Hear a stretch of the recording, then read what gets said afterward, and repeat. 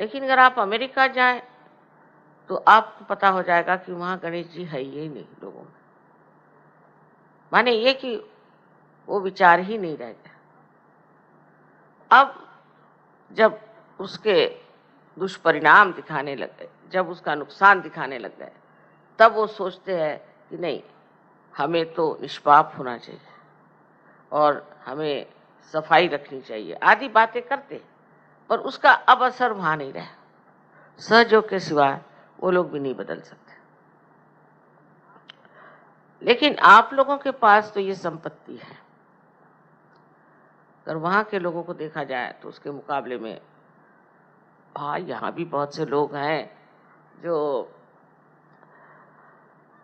गंदे रास्ते पर चलते हैं, गंदे काम करते हैं, पर छिपा कर करते हैं, खुलेआम। मतलब वो जानते हैं कि इस चीज से समाज हमारी प्रशंसा नहीं करेगा और हमें दूर ढकेगा। विशेषकर जो लोग बाहर होके आए हैं उनमें ये दोष पाया जाता है, बड़े चरित्रहीन होते हैं और इस चरित्रहीनता को वो बड़ी भारी अपनी कमाल समझते हैं और सोचते हैं कि इसमें तो खास हम कोई तो भी बहुत सुंदर हैं या हमारे अंदर कोई तो भी विशेषता है, इस प्रकार का आरोपण करके अपने को बहुत ऊंचा समझने लग जाता है। अबोधिता की जो शक्ति है वो ये कि सबसे बड़ी शक्ति ये है कि वो अबोध है। माने ये कि उसके अंदर किसी भी तरह की खराबी नहीं, कोई किलमिश उसके अंदर दिमाग में नहीं, वो बिल्कुल साफ सुथरा इंसान है। ईसा मसीह ने कहा था कि जब तुम्हारे उत्थान का समय आएगा तब तुम बच्चों जैसे हो जाओ। उस वक्त और भी शक्तियां जो गणेश जी की हैं वो छोड़ करके वो सिर्फ आप में वो अबोधिता भर देते हैं जिसके सहारे आप अपना आत्म साक्षात्कार प्राप्त करते हैं।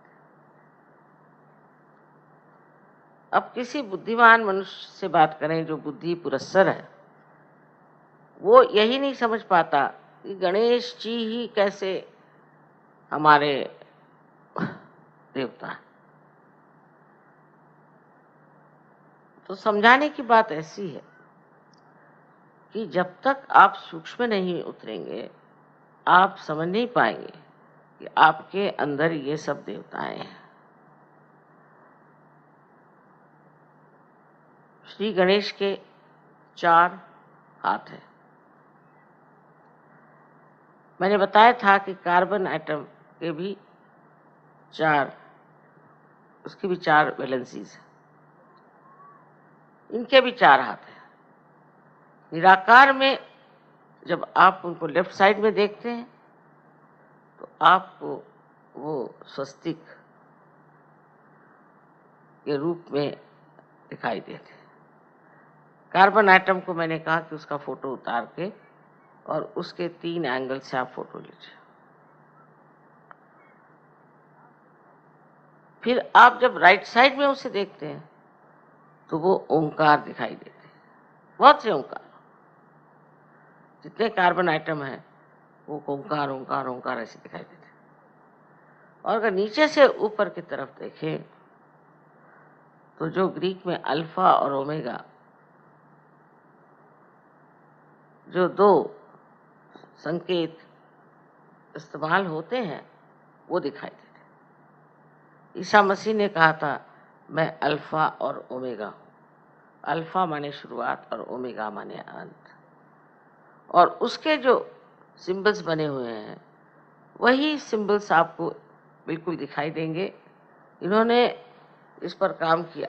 मैं जो कुछ कहती हूँ उस पर विदेश में लोग एकदम बड़े जोर से लग करके उसका पता लगाते हैं। तो उन्होंने देखा कि जब ये कार्बन एटम का उन्होंने फोटो लिया 3 एंगल से तो बराबर ये तीनों चीजें मिली।